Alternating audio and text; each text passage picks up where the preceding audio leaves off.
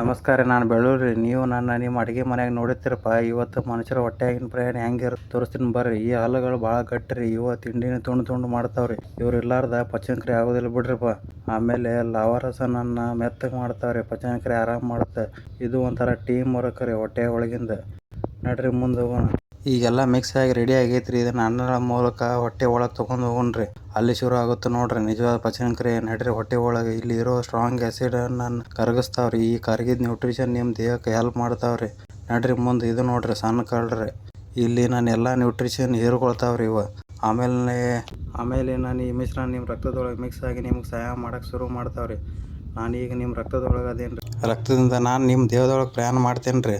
ಕೆಟ್ಟ ಬ್ಯಾಕ್ಟೀರಿಯಾ ಹೋರಾಡ್ತೇನೆ ರೀ. ಇಮ್ಯುನಿಟಿ ಸಹಾಯ ಮಾಡ್ತೇನೆ ರೀ. ನಿಮ್ಮ ದೇಹದ ಕಾಪಾಡ್ತೇನೆ ರೀ. ಇದು ನಾನು ಪ್ರಯಾಣ ನೋಡ್ರಿ. ನಿಮ್ಮ ಬಾಯಿಂದ ನಿಮ್ಮ ರಕ್ತದ ತನಕ ಶಾಂತ ರೀತಿಯಿಂದ ದಿನ ಕೆಲಸ ಮಾಡ್ತೇನೆ ರೀ. ನಿಮ್ಗೆ ಗಟ್ಟಿ ಮತ್ತು ಆರೋಗ್ಯ ಇಡ್ತೇನೆ ರೀ. ಶರಣ್ರಿ ಅಪ್ಪ. ಮುಂದೆ ಸಿಗೋಣ ಮುಂದಿನ ವಿಡಿಯೋದಾಗ.